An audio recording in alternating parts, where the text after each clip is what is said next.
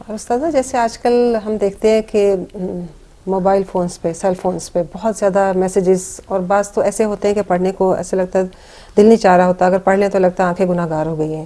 تو کیا یہ بھی سب یہ فحاشی اور بد کلامی یا بدبوئی میں شامل ہے یا بے حیائی ہے؟ کیا ہے یہ؟ کیونکہ میں نے دیکھا کہ لوگ اس چیز کو کچھ برا نہیں سمجھتے بلکہ ایک فن سمجھتے ہیں.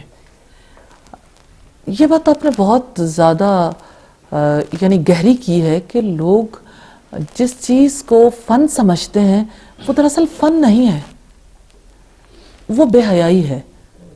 اب دیکھیں، جیسے کلام کرنے کا ہمیں حق نہیں، ایسے ہی ایسا پیغام دینے کا بھی ہمیں حق نہیں. جو پیغام ہماری ذمہ داری ہے وہ حق ہے. مومن حق کا پیغام دے تو اللہ کی نظروں میں بھی مقام پائے، دنیا کے لیے بھی نفع مند ہو جائے. یہ کیسے پیغامات ہیں جو ہماری جنریشن، ہماری نسل ایک دوسرے کو منتقل کرنا چاہتی ہے؟ اس پیغام میں آیا کسی کے لیے نفع ہے؟ اگر نفع کا پیغام ہے تو پھر تو وہ پیغام بہتر ہے. اگر وہ پیغام ایسا ہے کہ جس کو پڑھ کر آنکھیں اپنے آپ کو گناہگار محسوس کریں تو یقیناً وہ بے حیائی کا پیغام ہے. تو جو بھی بے حیائی کو پھیلاتے ہیں ان کے لیے دردناک عذاب ہے اللہ تعالیٰ کی طرف سے، آگ کا عذاب ہے. تو یہ دنیا میں بھی لوگوں کے لیے بربادی کا باعث ہے، انسانوں کا سکون لٹ جاتا ہے.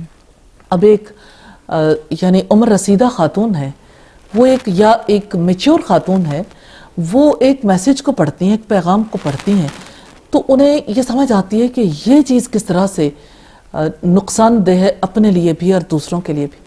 لیکن اس کے مقابلے میں ایک ینگ بچی اگر ایسے کسی میسج، ایسے پیغام کو پڑھے تو ظاہر ہے کہ اس کا دھیان بڑھ جائے گا، اس کی توجہ جس کا یعنی اس کا یہ حق تھا کہ اپنی توجہ اپنے رب کی طرف مبذول کرے. ایسے پیغامات حیا والے کیسے ہو سکتے ہیں جو اپنے رب کی طرف سے اور جو ہر نفع کے کام کی طرف سے توجہ کو موڑ دے؟ یہ بے حیائی ہے، یقیناً بے حیائی. اور اللہ تعالیٰ سے دعا ہے کہ اللہ تعالیٰ ہمیں بھی اور ہماری نسلوں کو بھی اس بے حیائی سے بچا دے.